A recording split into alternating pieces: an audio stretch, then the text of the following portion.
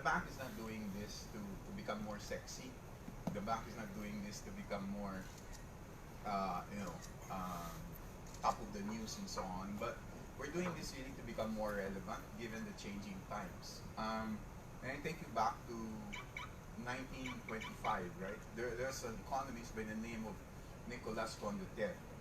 Condorcet had a theory back then that economic cycles were defined every 40 to 60 years. And 40 to 60 years, they go through a cycle of prosperity, recession, depression, and then improvement.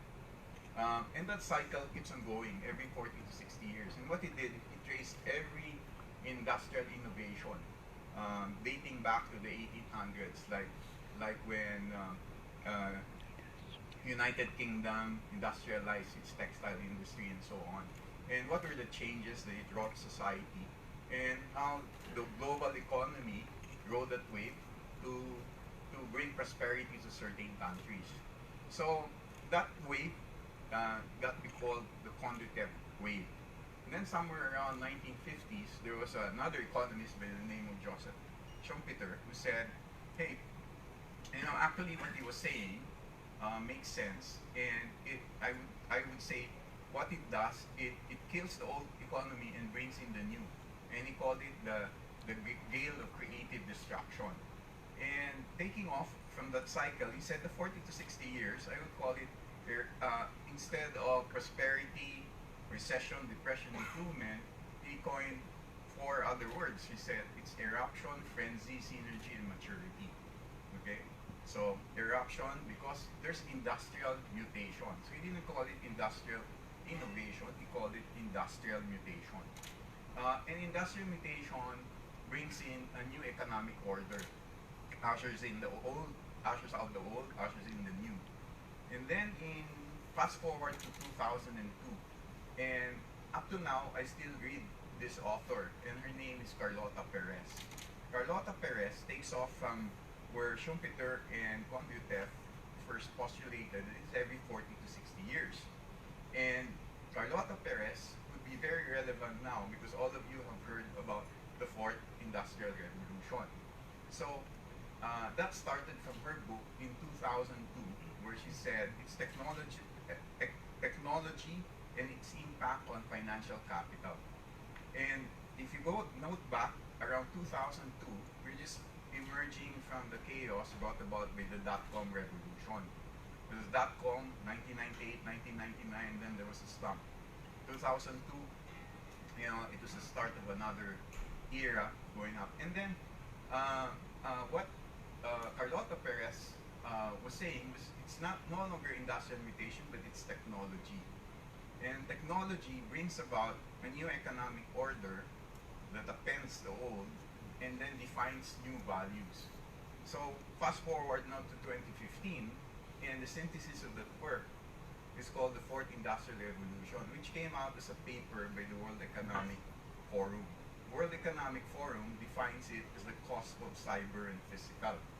And if I look into it further, 4 years ago to where we are now, it's brought about, in my view, as a technologist, brought about by four key technologies. It's AI, artificial intelligence, analytics, cloud, and the Internet of Things. I purposely left out blockchain.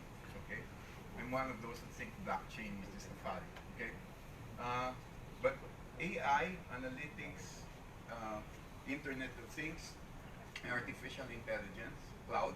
Why? Because they're able to connect people together. You're able to analyze the transactions that are going on, and you're able to see, how you can readapt your system to customer behavior. Now, take a look at where we are now since the paper came out. If you take a look at the Dow Jones, 42% of the growth of the Dow Jones has been delivered by the FAANG stocks. FAANG stocks are Facebook, Amazon, Apple, Netflix, Google. Over the past 18 months, most of that growth came from these five stocks. If you take out these five, the rest of the Dow grew only 4.8%. So, if you take a look at these five, Apple, Amazon, Google, they use a combination of all these technologies, cloud, Internet of Things. They enable the technology, Netflix and so on. And then if to be reminded of the transient nature of technology, you go back maybe around June. Around June, you suddenly saw Netflix stock going down. In fact, Netflix has lost value from a high of around $368 per share. It's now down to around $280 per share. Why? Because streaming technology, Internet of Things and so on, became a commodity. And you have a new stock coming in which is called Roku, R-O-K-U. If most of you are using, let's say, the dongle from Google and so on, that's Roku technology, which makes essentially the content, the device content neutral, meaning to say you can stream any content. So then Netflix becomes irrelevant because that dongle, you can stream Amazon, and now Disney is saying, I will stream also, HBO will stream, everybody will stream. The technology now has become commoditized. So if you take a look at what technology is doing over a span of, 18 months, Netflix from becoming a darling to suddenly becoming a dog because somebody has copied the technology. Now fast forward to where we are now in banking. That's why we needed to do this, because technology is changing the face of banking in three areas. Okay, the first area essentially is that if you take a look at cloud, artificial intelligence, Internet of Things, analytics, the entry point or I would say the door pass to any industry is now less. For example, there were around 5 fintech companies back in 2013 in the Philippines registered. Now there are more than 81. And all of them use a combination of technology to be able to disaggregate certain parts of the value systems of any industry. If you take a look at banking, banking is a sum of several parts.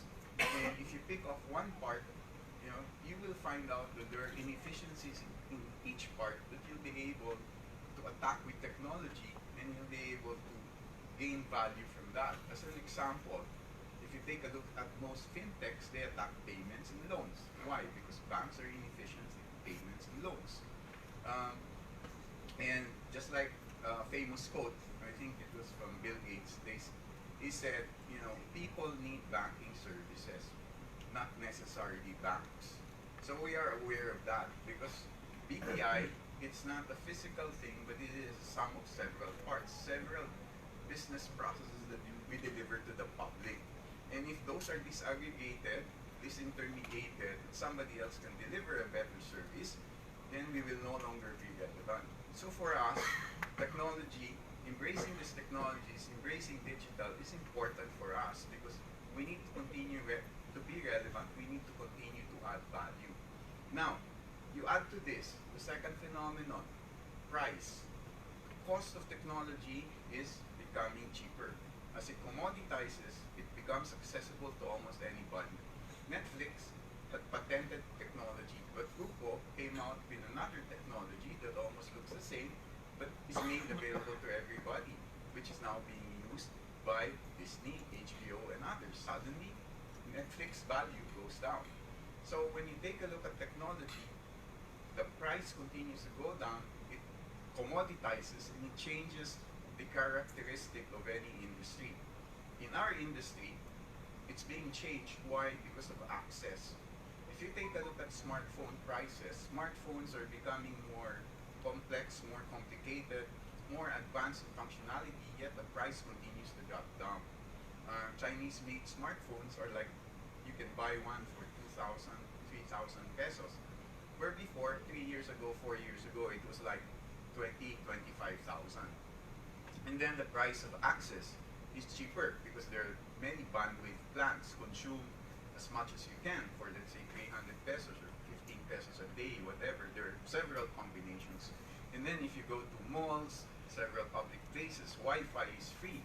So if connectivity is almost close to nil in cost, and then smartphones are accessible to everybody, then that basically redefines what you will do with your branch network, with your physical branch network.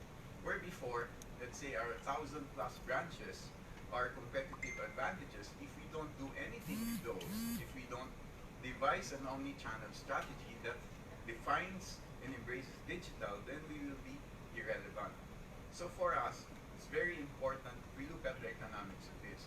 Now, just a slight anecdote, right? If you look at smartphones, most of you carry two smartphones. Over here on this table, all of them have two smartphones. Right? In fact, the study is that an average Filipino probably has two smartphones, but but you know, if you take a look at the per capita penetration of toothbrushes in the Philippines, it's lesser than smartphones. So at any one time, you would have somebody out there talking on a phone who hasn't brushed his teeth yet.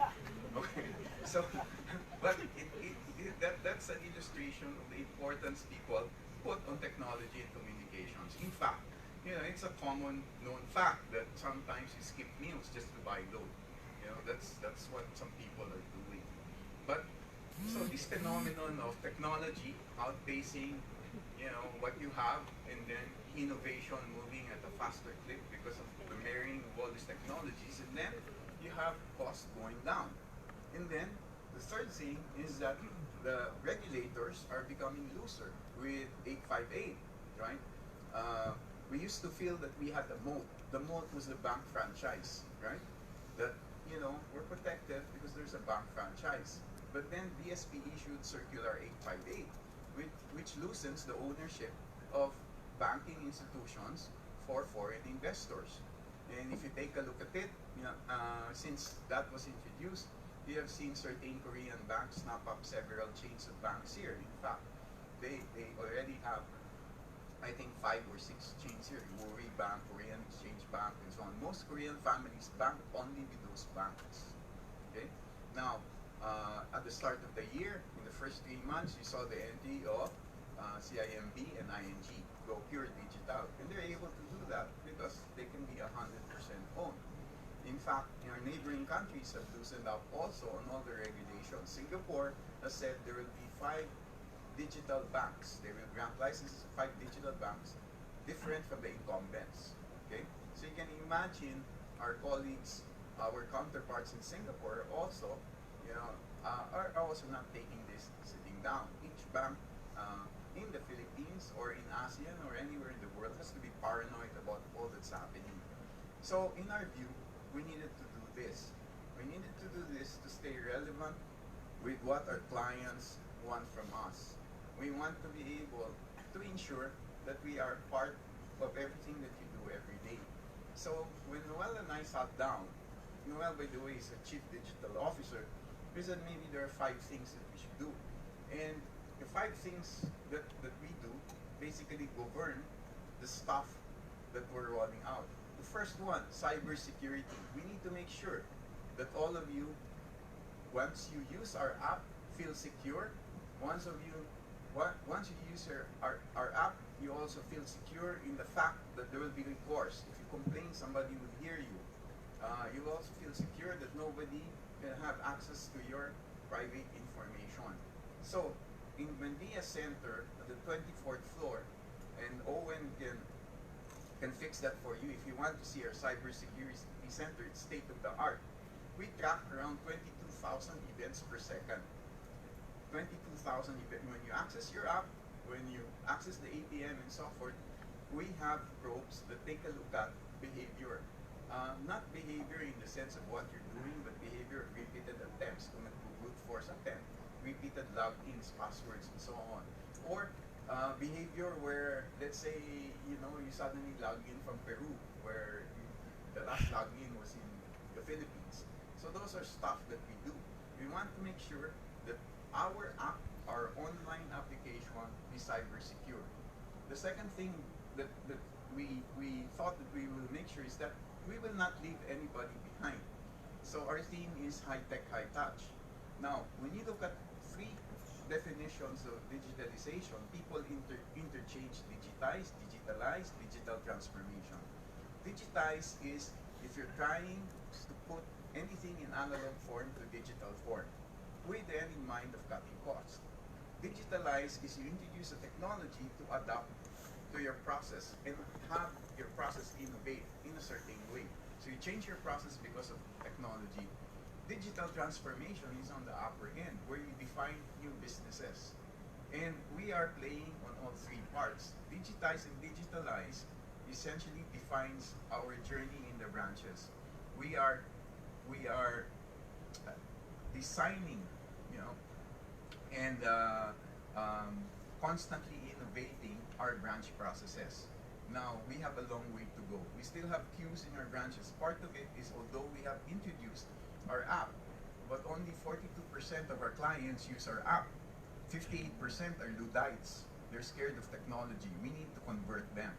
We need to convert them such that they can do self-service.